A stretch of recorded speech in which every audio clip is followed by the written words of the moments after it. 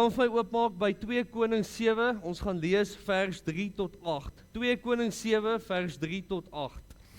Die tema van vanoggend se teks is waarom sit ons hier tot ons sterf? Julle gaan dit hoor, dis 'n skrifgedeelte van die Malaatse mense wat gesit het en hulle het hierdie vraag gevra, waarom sit ons hier tot ons sterf? Kom ons lees die gedeelte, 2 Konings 7 vers 3 tot 8. Daar was 4 mans met 'n velsiekte by die ingang van die stadspoort. En hulle het vir mekaar gesê, waarom sal ons hier bly totdat ons sterf? As ons sê, ons gaan die stad binne en daar's hongersnood in die stad, dan sterf ons daar. En as ons hier bly, dan sterf ons. Daarom, kom ons loop oor na die Amoreërse kamp. As hulle ons laat lewe, dan leef ons. En as hulle ons doodmaak, dan sterf ons. Hulle het toe teen skemerdonker gereed gemaak om na die Amoreërse kamp te gaan.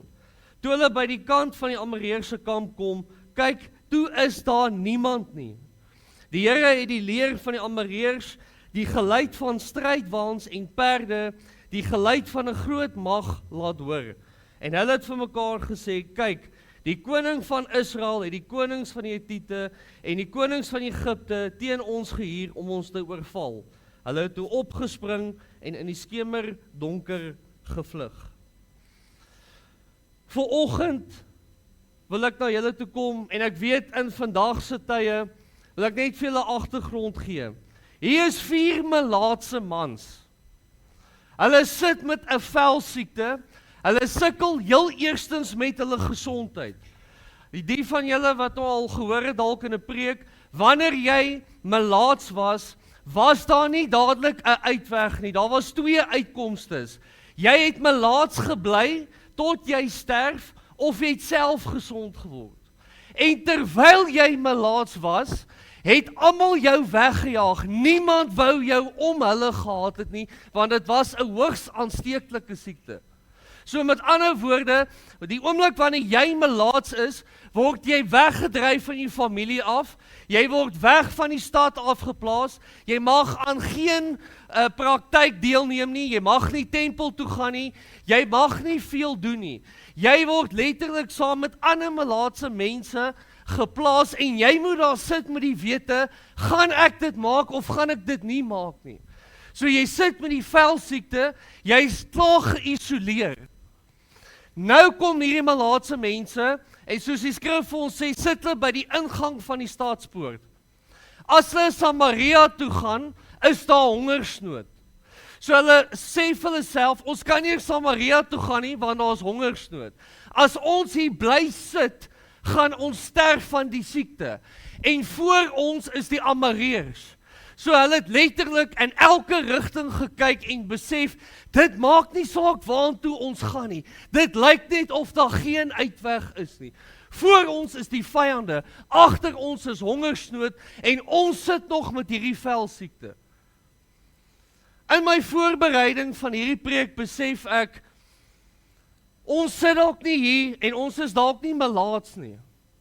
Maar ek dink almal van ons weet ons kom in 'n plek in ons lewe waar dit vir ons ook voel, dit maak nie saak in watse rigting ek kyk nie, dit lyk nie goed nie. Ek kyk agter my en daar's vrees. Ek kyk voor my en daar's prysverhogings. Ek kyk langs my en daar's siektes.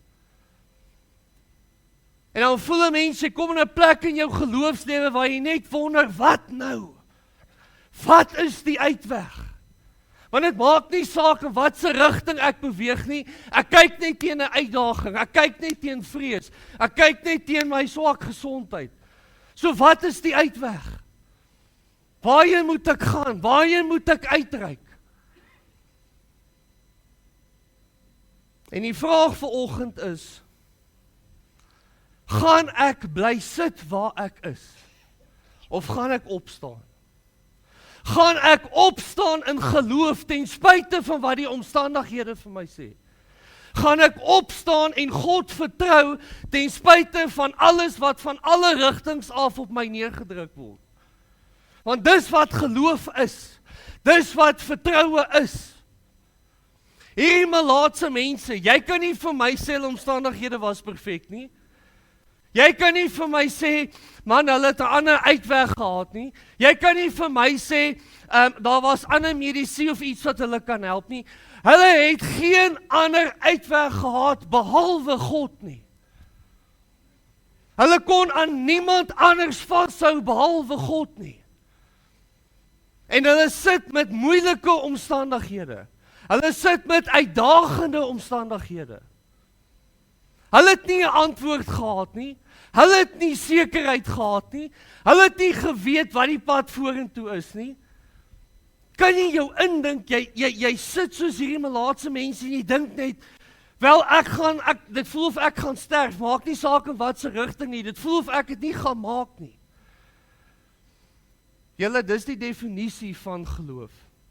Ons gaan nie altyd die antwoorde hê nie. Ons gaan nie altyd die sekerheid hê nie. Maar ons weet, die Here weet. Ons weet, God weet. En dis wat geloof is, om my en jou onsekerheid in God se hande te plaas en te sê, Here, ek weet nie. Here, dit maak nie sin nie. Here, ek verstaan nie wat aangaan nie. Maar ek weet U doen. En ek weet U bly in beheer. Hy praat nou vanoggend voor die diens met 'n oom, en dit is eintlik so besonders, want ons sê ook daar, dat as ons kyk na die omstandighede, baie keer in die omstandighede, fokus ons so op dit wat verkeerd loop, ons skuif ons fokus van God af na die wêreld toe. En dan kom ons in 'n plek in ons lewe waar die wêreld wil hê, ek en jy moet sit. Jy moet sit in vrees, jy moet sit in angs, jy moet sit in benoudheid, jy moet sit in onsekerheid. En ek dink vanoggend, is my gebed net, laat ons oë van die omstandighede weer sal afval, en sal rig na God toe. Want die Here bly groter as enige vrees. Die Here bly groter as enige uitdaging. Die Here bly groter as enige krisis. Is dit maklik? Nee. Het ons die antwoord? Nee. Maar ons het 'n Vader wat in beheer bly. En jy sien, dis wat die vyand wil doen. Hy wil ons oë van God afhaal. Hy kan nie die Here by jou wegvat nie, maar hy kan jou ingesteldheid verander.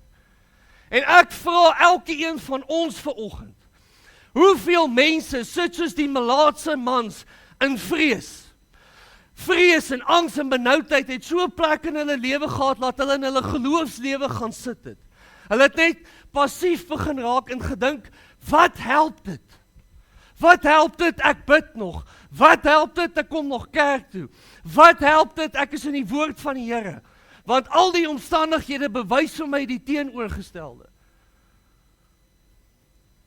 Hoeveel mense dink julle voel soos hierdie malaatse mans? Daar is net nie 'n uitweg nie. Julle, hierdie skrifgedeelte slaan diep. En hoor mooi wat sê ek, en dit skeer my hart om dit te sê, maar daar's jong mense. Ek het onlangs gelees van 'n meisie in graad 11 by Hoërskool Linden. Sy het selfmoord gepleeg. En voor jy 'n oordeel plaas, sy het miskien gesit in vrees, sy het gesit in angs. Ons weet nie wat haar omstandighede was nie. Die wêreld het haar so te neergedruk dat sy bly sit het. En sy het geen rede gevoel om op te staan nie. Dis maar een voorbeeld. Ons pastoor sê ook, wanneer ons huisbesoek en hospitaalbesoek doen, is daar 'n oom, hy het sy vrou onlangs verloor, en hy moes getrek het uit die huis uit. En hierdie oom sê vir ons as pastoor, luister, pastoor, ek wil net vir jou sê, my pensioen, my geld, gaan my net 'n jaar hou. En hy sê met ander woorde, pastoor, die Here moet my lewe net nog vir die jaar spaar, en as ek nie in hierdie jaar sterf nie, gaan ek nie geld hê nie. Ja, dis 'n donker uitsig. En ons besef nie hoeveel mense sit in dieselfde omstandighede nie. Maar dis hoekom ek vanoggend vir jou vra, om nie staat te maak op my nie, moenie staat maak op 'n ander pastoor nie, maak staat op God. Maak staat op die Here. Want dis wat geloof is. Veral nou het ons meer geloof nodig as ooit. Dis hoekom ek gesê het, nie een van ons, jy het nie meer besittings nodig nie, jy het nie meer rykdom nodig nie, jy het nie meer karre nodig nie, ons het meer geloof nodig. Die geloof van 'n mosterdsaad om te sê, Here, ek weet, en U weet dis moeilik, maar wat sê die Here, hou moed, want ek het die wêreld reeds oorwin. En in hierdie skrifgedeelte gaan julle hoor, die wonderwerk in die melaatse man se lewe het begin, die oomblik toe hulle opstaan. Die oomblik toe hulle begin beweeg. Hierdie mense was in 'n plek van totale verwerping, verwerp deur die samelewing, vergete deur mense sonder aansien. En soos ek gesê het, ons is dalk nie fisies melaats nie, maar ons kan geestelik voel soos hierdie melaatse mense. Ek is in 'n plek in my lewe waar ek verwerp is. Ek is in 'n plek in my lewe waar dit vir my voel niemand sien my raak nie. Ek is in 'n plek in my lewe waar ek afgesonder is in my omstandighede. Ek en jy kan geestelik voel soos hierdie melaatse mense. Here, ek is alleen waar ek is. Here, dit maak nie sin nie. Here, ek worstel. Here, niemand sien my raak nie. Here, niemand sien my nood raak nie. Wat nou? Maar weet julle wat is so besonders aan God? Daar is baie goed wat ons vanoggend kan noem. Maar die Here gebruik mense wat deur die wêreld afgeskryf is. Die Here gebruik mense na wie die wêreld sal kyk en sê, maar hierdie persoon het geen waarde nie. Dan kom die Here en sê, maar my kind, hoe kan jy sê jy het geen waarde nie, want ek het vir jou gesterf. Ek kan jou gebruik, maak nie saak wat jou omstandighede is nie, ek kan jou gebruik, maak nie saak wat jou gesondheid is nie, ek kan jou gebruik, maak nie saak wat die krisis is nie. En die Here gebruik 4 melaatse mans, wat die wêreld niks meer te doen wou gehad het nie. En hy kom doen 'n reuse wonderwerk in hulle lewe. 'n Reuse wonderwerk. Dit is vir my so besonder as ons gaan kyk na God se hart. Is dit nie presies wat hy met Dawid gedoen het nie? Alle ander seuns staan voor hom as koning wat Samuel moet aanwys. Die Here sê nee. Ek soek nie een van hulle nie. Waar is daai skaapwagter? Die persoon wat eintlik 'n vernederende rol het, die persoon wie nie eens gekies was as 'n opsie nie. Waar is daai persoon, want ek soek hom?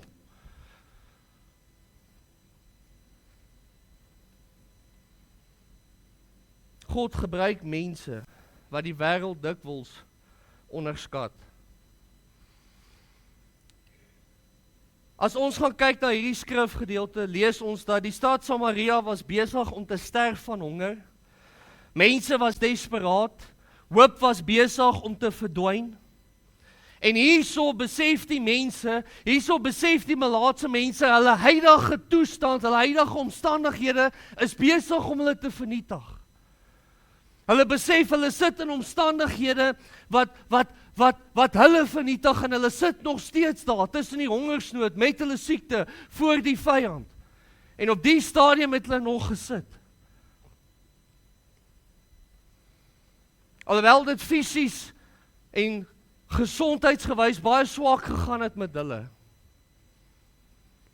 wil ek vanoggend vir elkeen van ons vra, hoeveel van ons vanoggend sit in bitterheid? Hoeveel van die wêreld sit vanoggend in bitterheid? Hoeveel van die wêreld vanoggend sit met 'n onvergewensgesindheid? Ons kan mekaar nie vergewe nie, want dit wat jy teen my gedoen het is te groot. Ek gaan dit teen jou hou. Jy het my te seer gemaak. Hoeveel mense en jong mense sit nog in sonde, in die wêreldse plesier, in die wêreldse genot.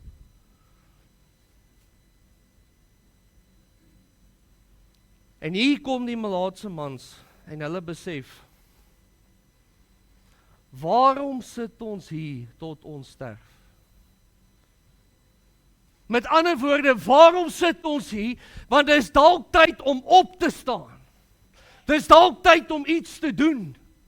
Dit is dalk tyd om vertroue op God te plaas. Dit is dalk tyd om geloof weer te aktiveer en dit in die Here se hande te los en te sê, Here, ek gaan opstaan. Al is ek siek, al het ek bitterheid, al sit ek met vrees, al sit ek met angs. Wat help dit? Ek bly sit in dit. Want niks gaan verander as ons gaan bly sit nie. Niks gaan gebeur as ons bly sit nie. Niks gaan beter word as ons bly sit nie. En soos ek gesê, dis presies wat die vyand in die wêreld ons wil hê, in 'n sittende posisie. Want 'n Christen wat sit, is 'n Christen wat passief is.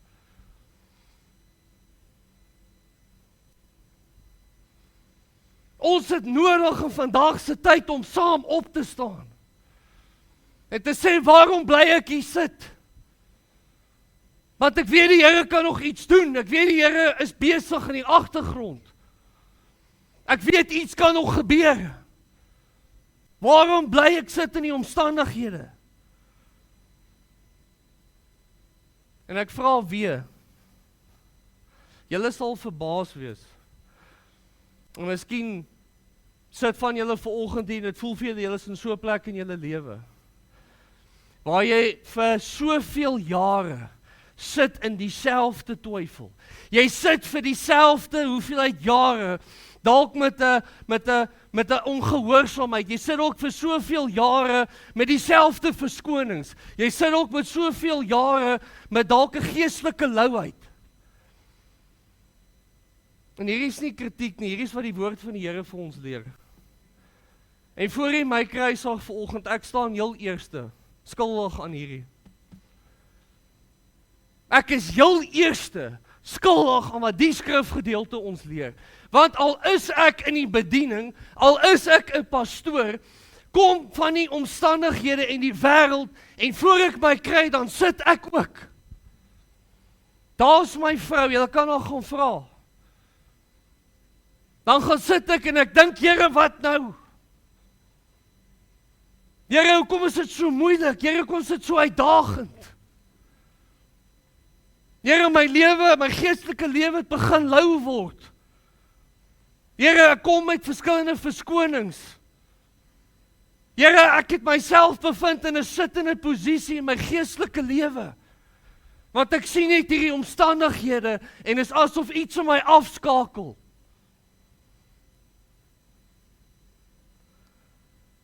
Miskien moet ons vir onsself, elke liewe persoon, moet dalk vanoggend vir onsself dieselfde vraag vra. Waarom bly ek sit waar ek is? Waarom bly ek sit waar ek is? Want het die Here opgegee? Nee, hy het nie. Die Here het nie op jou opgegee nie. Die Here veg nog steeds vir jou. Die Here beweeg nog steeds saam met jou. Dit beteken nie noodwendig jy het al die antwoorde nie, maar as jy nie die antwoorde het nie, dan hou jy vas aan God se goedheid. Want wat sê Hebreërs 13 vers 5? Die Here sal jou nooit verlaat nie, hy sal jou nooit in die steek laat nie. En ek moet myself vra, Stefan, hoekom gaan sit jy as jou vader vir jou veg? Hoekom gaan sit jy as die Here vir jou gekruisig is? Hoekom gaan sit jy as daar nog hoop is? Hoekom gaan sit jy as daar nog moed is? Die wêreld kan verander, die petrolpryse kan verander, finansies kan verander, gesondheid kan verander. Maar jou God bly dieselfde. Dieselfde God van Jakob, Isak en Abraham is my en jou God.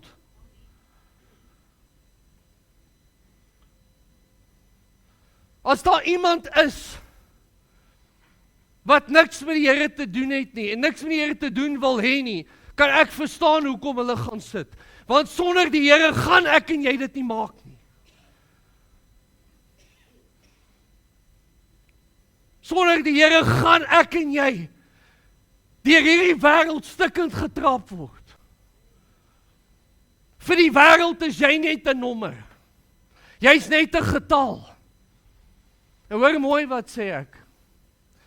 Die wêreld sê, jy's 'n getal. Die wêreld gee nie om of jy siek is of gesond is. Die wêreld gee nie om wat jou omstandighede is nie. Die wêreld gee nie om wat jou vrese is nie. En dan kom die Here. En hy kom sien jou. En hy kom vind jou in jou omstandighede. En hy kom sê, my kind, jy is vir my nie net 'n nommer nie. Ek ken jou by die naam. En as jy my nie glo nie, gaan lees die skrifgedeelte waar die Here sê, hy weet selfs hoeveel hare is op elke een se kop. Tel bietjie vir my jou hare. Het jy jou man se hare getel? Het jy jou vrou se hare getel? Hoeveel het hulle? Die Here is so lief vir ons en die Here veg so vir ons, laat hy selfs belangstel in hoeveel hare op ons kop is. Dis die kleinste ding. Maar die Here is 'n Here van die klein en van die groot. En jy beteken vir hom so baie in die klein en in die groot. Die wêreld gaan nie vir jou veg nie, maar kan jy beloof God veg vir jou? God werk agter die skerms. En ek kan 'n hele paar voorbeelde in my lewe gebruik. Voorbeelde waar ek kwaad was vir die Here, voorbeelde waar ek met die Here beklei het. En dan 'n jaar of 2 verder, as ek terugkyk, dan besef ek, Here, dit het 1000 keer beter uitgedraai as wat ek gedink het.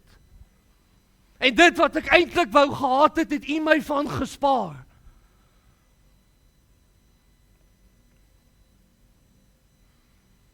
Kan ek vanoggend vir my en vir jou sê, die Here roep ons uit ons sittende posisie uit. Die Here roep my en jou uit ons geestelike sittende posisie uit. En sê, my kind, my seun, my dogter, staan op. Ja, die omstandighede is moeilik. Ja, daar's vrees, daar's angs, daar's pryse, daar's veranderings, daar's afdankings. Maar my kind, staan op. Want ek is nog nie klaar nie. Staan op. Ek sien baie mense hier wat ouers is. Ek is self nie een nie. Ek het nog nie genoeg geloof daarvoor. Net so grappie, maar ons bure se baba hou my in elk geval te veel wakker, so dit voel al reeds of daai ook ons kind is. Maar ek sien baie mense hier met kinders. Wil jy nie hê jou kind moet jou vertrou nie? Wil jy nie hê jou man of vrou moet jou vertrou nie? Hoe meer dink jy wil die Here nie hê ons moet hom vertrou nie? En die ironie is, kinders mag jou teleurstel. 'n Man of vrou mag jou teleurstel want ons is mense, ons maak foute. Maar as daar iemand is wat ons vertroue dien, is dit God. As daar iemand is wat homself deur en deur bewys het deur die geskiedenis, is dit God. Want hy was nog altyd en sal altyd getrou bly aan sy kinders. Selfs al is ons ontrou. En hierso is waar die geloof begin. Want hulle het opgestaan en hulle sê in daai skrifgedeelte van vers 4 af, kom ons staan op en ons gaan na die vyande se kamp toe. Want miskien is daar 'n kans dat ons nog kan leef. En hoor mooi, ek sê weer, hulle het nie 'n belofte gehad wat gaan gebeur nie. Niemand het vooraf hulle gesê, die vyande gaan vlug nie. Niemand het vooraf hulle sekerheid gegee nie. Hulle het ten spyte van die omstandighede opgestaan in vertroue en geloof. En wat gebeur? Hulle het toe teen skemerdonker gereed gemaak om na die Amoreërs kamp toe te gaan. Hoor mooi, vers 6. Die Here het die leer van die Amoreërs, die geluid van strydwaans en perde, die geluid van 'n groot mag laat hoor. Met ander woorde, die oomblik toe die melaatse mans opstaan en hulle beweeg, vat die Here 8 voetstappe. 8 voetstappe en hy laat dit klink soos 'n groot weermag. Hy laat dit klink soos strydwaans en perde. Hierdie Amareërs kon maklik die Malaatse mans oorval het. Maar die geveg was nie in die Malaatse man se hande nie, dit was in God se hande. Ek hoop werklik, eerlikwaar, jy kry vanoggend hoendervleis as jy vers 6 lees. Laat die Here so goed is, laat die Here so getrou is, laat hy selfs hulle voetstappe vat en laat klink soos, hoorie, ons moet nou vlug, want hier is 'n oorlog op pad. Het die Here hulle voetstappe gevat toe hulle gesit het? Nee, maar die oomblik toe hulle opstaan, toe sê die Here, net in my eie woorde, weet jy wat, julle het opgestaan, laat ek jou geveg veg, laat ek jou voetstappe vat, en dit 'n geestelike geluid maak. Kan julle dink, die Malaatse mans gaan na hierdie vyande toe, en hulle weet nie wat gaan gebeur nie, en die oomblik toe hulle daar kom, toe is almal, toe is die hele kamp hulle sin. En onthou, ek sê weer, agter hulle was hongersnood, en hulle is fisies siek, en voor hulle is vyande. Maar weens geloof, vat die Here 8 voetstappe, en hy laat dit klink soos 'n groot leer, met perde en strydwaans. Ek hoop jy besef vanoggend, waartoe jou God in staat is. Ek hoop jy besef vanoggend, dit gaan nie oor die 8 voetstappe of die 2 voetstappe nie, dit gaan oor staan op, want die Here veg vir jou. Staan op, want in geloof gaan die Here saam met jou. Ek wil gou julle moet iets besef, terwyl die mans gestap het die Here vir hulle geveg. Terwyl hulle nog op pad was na die kamp toe, veg die Here alreeds vir hulle. En toe hulle daar kom, oorwinning. Jou voetstappe en my voetstappe maak 'n geestelike geluid in hierdie wêreld. Jou gebede maak 'n geestelike geluid in die lewe. Jou getrouheid, jou vertroue, jou geloof maak 'n geestelike geluid in die wêreld.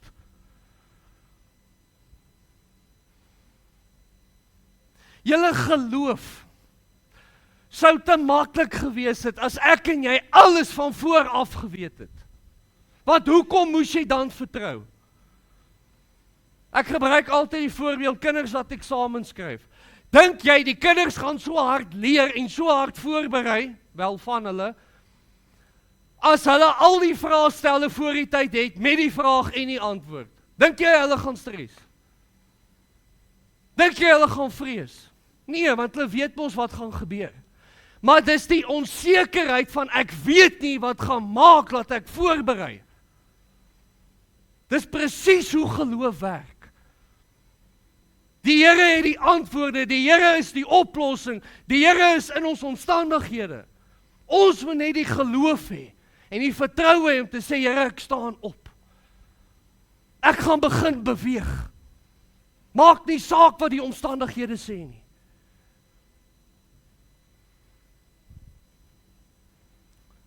Baie keer in die skrif, in die Bybel, wat het die Here gedoen met die Rooi See? Het hy hom net weggevat, het hy heeltemal opgedroog. Die Rooi See was daar, die Rooi See het daar gebly, maar die Here het vir sy volk 'n pad gemaak om deur die Rooi See te loop. Met ander woorde, ons verwag altyd, en ons het hierdie menslike verwagting, Here, verander asseblief nou die omstandighede, Here, draai die omstandighede om, Here, vat net alles weg. Maar het jy ooit daaraan gedink dat die Here vat nie dalk die omstandighede weg nie, maar hy gee vir jou die krag en die genade in die omstandighede. Hy werk met jou en my in die omstandighede. En die Here maak 'n weg in die omstandighede. Die vraag is net, het ek en jy die geloof om op te staan? Want die wonderwerk het begin, toe hulle opstaan en sê, waarom bly ons hier sit?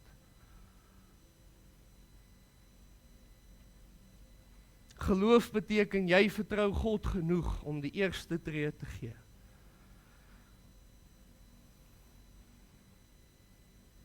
Dit is vir my so besonder, julle, selfs toe hierdie malaatse mense in die donker stap, het God reeds die vyand laat vlug. Terwyl hulle onseker was, het God al reeds die antwoord. Ek wonder, het hulle met mekaar geredeneer op pad? Ek wonder, het hulle met mekaar gepraat en gesê, wat nou, wie gaan ons eerste in die kamp sit? Wie gaan ons eerste gee om doodgemaak te word?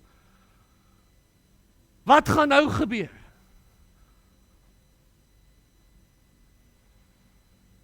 Maar God het toe reeds die oplossing voorberei. Hoeveel keer werk God nie in die agtergrond, terwyl ek en jy in die donker stap nie? Hoeveel keer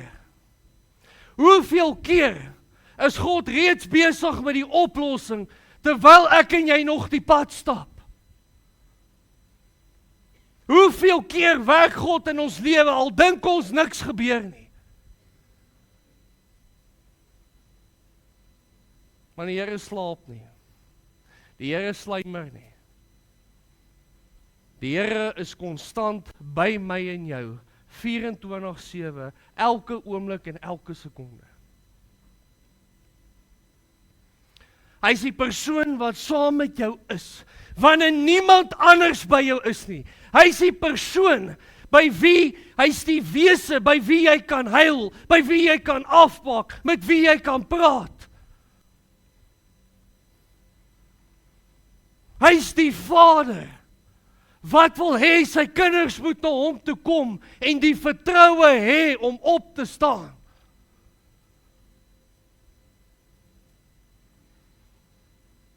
Een van die hartseerste en een van die grootste tragedies in vandag se lewe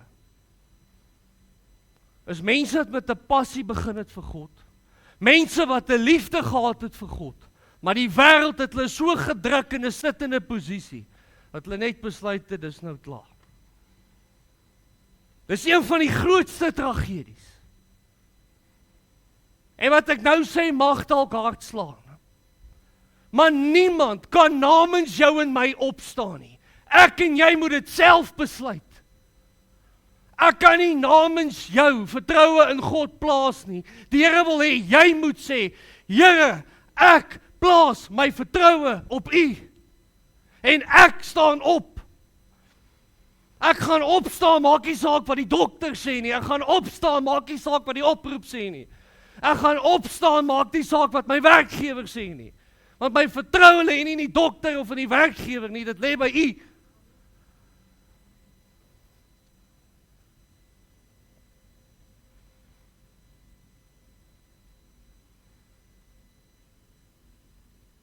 As God wil red, red hy. As hy wil voorsien, voorsien hy. As hy wil deurbreek, breek hy deur. En ek wil stadig maar seker begin afsluit deur te sê, die plek waarvoor die malaatse mans gevrees het 'n plek geword van 'n wonderwerk. Die einste plek waarvoor hulle gevrees het, was 'n plek vir 'n wonderwerk. Dit het verander van vrees na 'n oplossing, van moedeloosheid na krag, van hopeloosheid na 'n antwoord. Want hulle het die vertroue gehad om die pad te stap.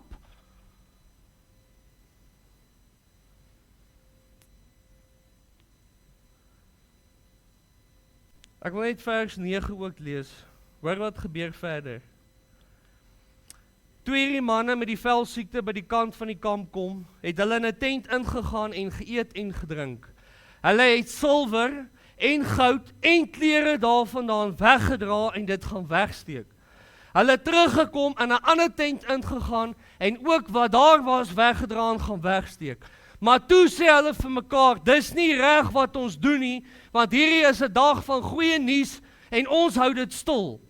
Ons wag tot daglig en sal ons skuldig staan. Kom, ons gaan dan nou en bring die nuus aan die koninklike paleis. Dit wat die Here vir hulle gedoen het en wat die Here vir hulle voorsien het die evangelie gaan versprei en hulle het gegaan en ander mense gaan vertel van wat God in hulle lewe gedoen het. Hulle het dit nie vir hulle self gehou nie, hulle het dit gedeel. Hulle het dit met mekaar gedeel.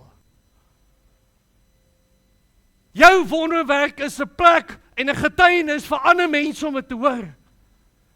Om te hoor hoe getrou God is. Die feit dat ons vanoggend hier sit is 'n wonderwerk. Die feit dat ek en jy hier kan sit, kan hoor, kan luister, gesond genoeg is om hier gebring te kon word, is 'n wonderwerk. Dit hoef nie altyd die grootste te wees nie, dit hoef nie altyd 'n aardbewing te wees nie. Die feit dat jou hart nog klop, die feit dat jy nog suurstof in jou longe het, die feit dat jy kan sien, dis alles 'n wonderwerk. Want jy en ek kan nie daai goed self beheer nie. Ek kan hiernatoe gery het met opwindendheid om te kom preek, maar enigiets kon gebeur het. Elke keer wat ek en jy in ons kar klim en ons kom veilig by 'n bestemming, is dit 'n wonderwerk. Elke keer wat 'n man en vrou by mekaar kom by die huis, veilig na die dag se werk, is dit 'n wonderwerk.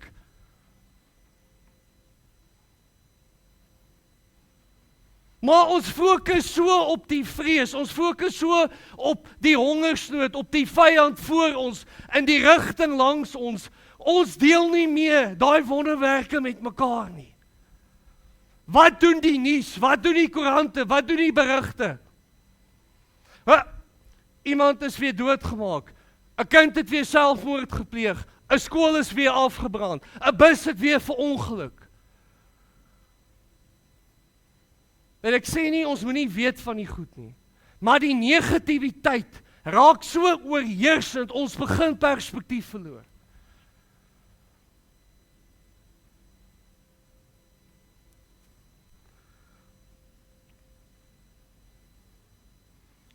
Miskien sit jy vandag op 'n plek waar jy soos die malaatse mense geestelik vasgevang voel. Jy wag dalk vir die perfekte tyd. Jy wag dalk vir die perfekte omstandighede. Jy wag dalk vir dinge om in plek te val.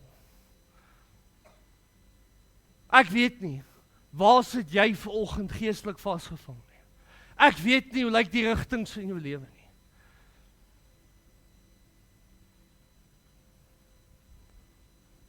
Maar julle luister wat ek vanoggend vir jou sê.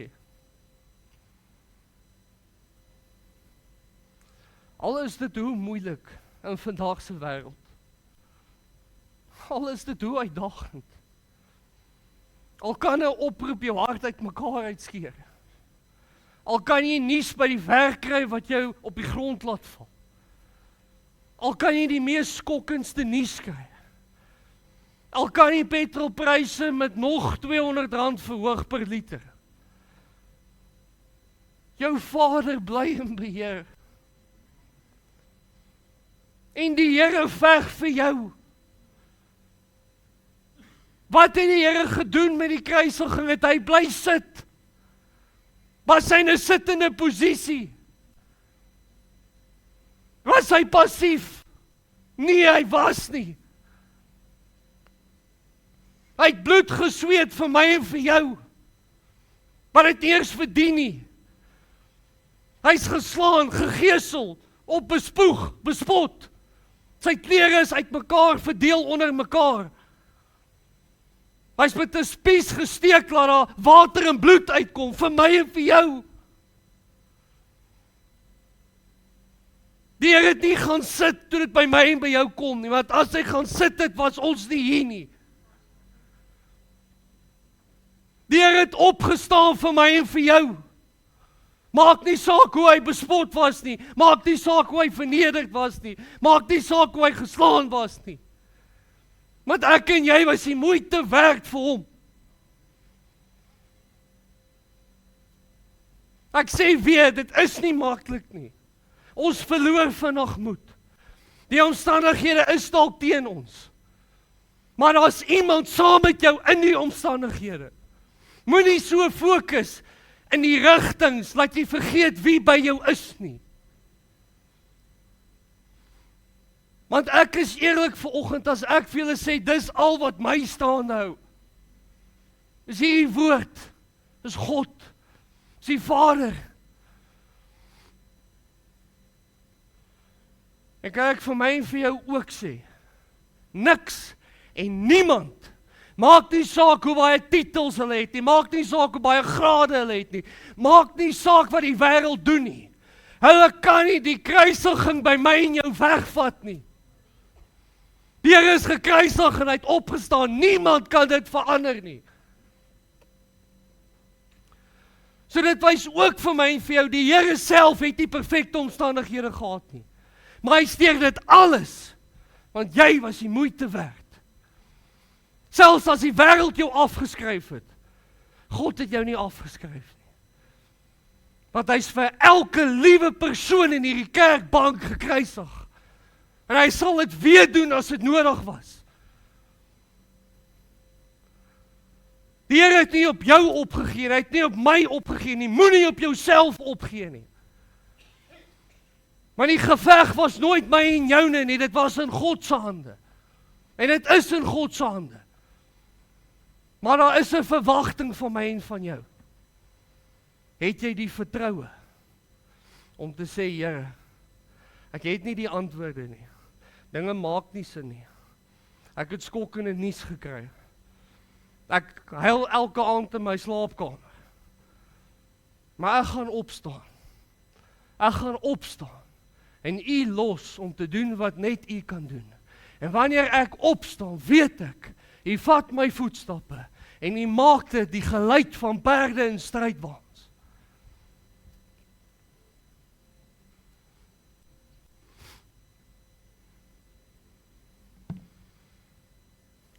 Ek kan nie vir jou sê wat die Here gaan doen nie. Ek kan nie vir jou sê wat die antwoord gaan wees nie. Ek kan nie vir jou sê hoe lank jy gaan wag nie. Maar ek weet, ek gaan jou dalk teleurstel. Die Here gaan nie. Die Here gaan nie.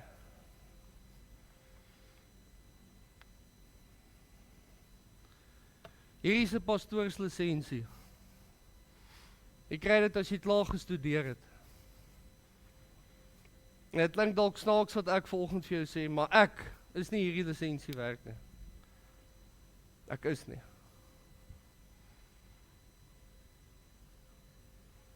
Maar ek probeer opstaan in geloof. Want ek weet, die Here het 'n plan en die Here het 'n doel en die Here het my geroep. Ek sluit finaal af daarmee. Weet julle, is iets profeties aan die skrif.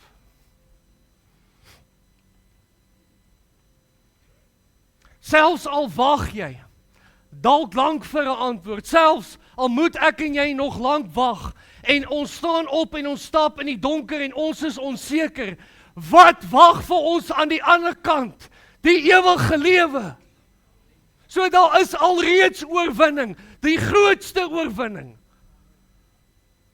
Gaan dit nog donker wees langs die pad? Ja. Gaan daar nog seer wees? Ja. Gaan daar nog 'n verlies wees? Ja. Maar dit gaan nie die ewigheid by my en jou wegvat nie. Want dit gaan altyd daar bly vir die wie hulle vertroue in Jesus Christus plaas.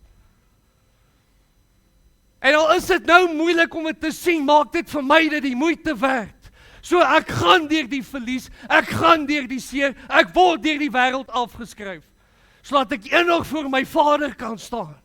En hy kan sê in sy groot genade, welgedaan my getroue diensknegt. Welkom in 'n ewigheid saam met jou Vader. Waar daar nie siekte is nie, waar daar nie honger is nie, waar daar nie verlies is nie. Is dit nie die moeite werd om voor op te staan nie? Is dit nie die moeite werd om uit ons sittende posisie op te staan en te beweeg vorentoe nie? Is nie ek wat julle staande hou nie, is nie die kerk wat jou staande hou nie. Ek kan nie daai rol vir myself gee nie, daai rol behoort aan die Here.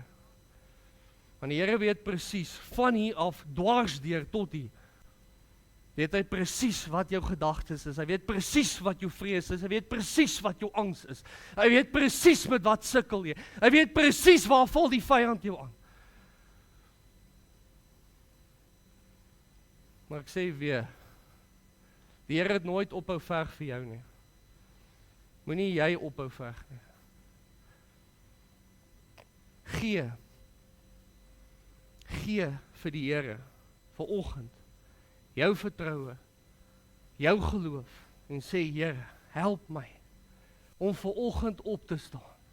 Help my, om nie te fokus op die hongersnood agter my, en die vrees en die angs in alle rigtings nie. Help my, om vorentoe te gaan, en te weet, ek loop, maar U vat my voetstappe, en U vat dit, en gebruik dit, soos U wil. En ek weet, die pad waarna U my toe lei, is 'n pad van oorwinning.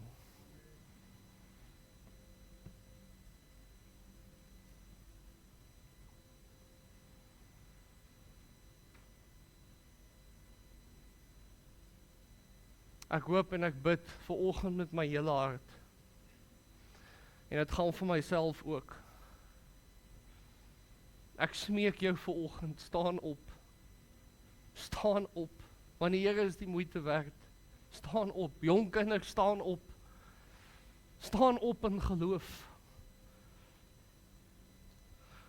Ek wens met my hele hart, weet julle hoe gaan die land lyk as die parlement opstaan in geloof? Weet julle hoe gaan die land lyk as mense opstaan in geloof?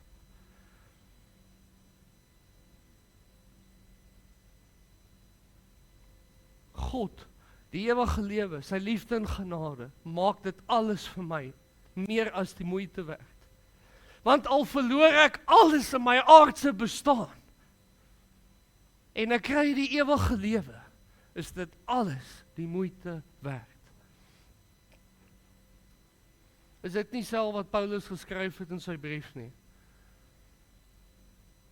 Nou het ek die oorwinningskroon behaal. Julle, wat 'n voorreg is dit nie om dit te kan sê nie. Wat 'n voorreg is dit nie om te kan weet wat ek en jy het nie.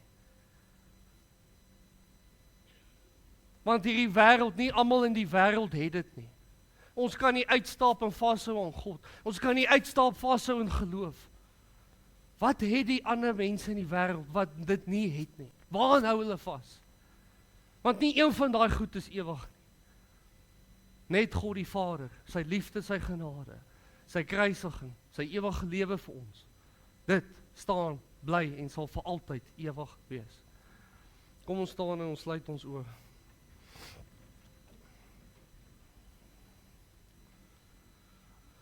Ons God en Hemelse Vader, Here, wanneer ons aankom in hierdie gemeente, praat ons so onlangs met mekaar en ons probeer maar altyd lag en probeer maar altyd 'n vriendelike gesig voorhou en probeer maar altyd net maak of ons okay is en as ons die pastoor sien, dan moet ons net sê dit gaan goed. Maar Here, U weet presies wat in die harte aangaan van die wat voor my staan. Here, U weet wie is in 'n sittende posisie. Here, U weet wie is hier wat worstel, wat kyk in alle rigtings en dis net hongersnood en angs en vyande en druk. En Here, my gebed is nie dat U nou dadelik hulle beantwoord nie, my gebed is dat U op U tyd sal antwoord, maar vir ons die geloof sal gee om op te staan en die pad te stap. Al is dit dalk nog donker.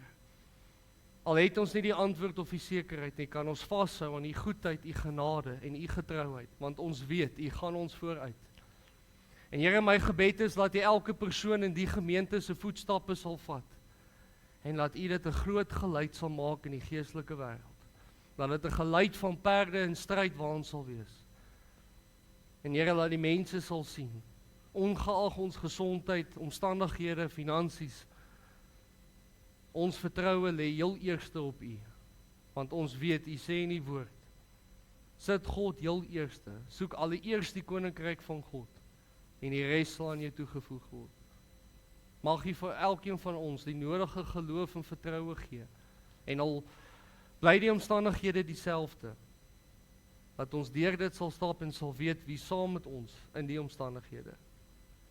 Here, mag jy elke hart seën, mag jy elke familie seën, mag jy elke kind seën, mag jy almal seën, Here. U ken elkeen op die naam, u ken elke haar op hulle kop. Mag hulle net hier uitstap met 'n bemoediging en 'n vertroue om te weet, ek sien kans vir môre, omdat Jesus leef. Ek sien kans vir môre, want Jesus is vir my gekruisig en het weer opgestaan. En laat ons veg, laat ons opstaan in geloof. Amen.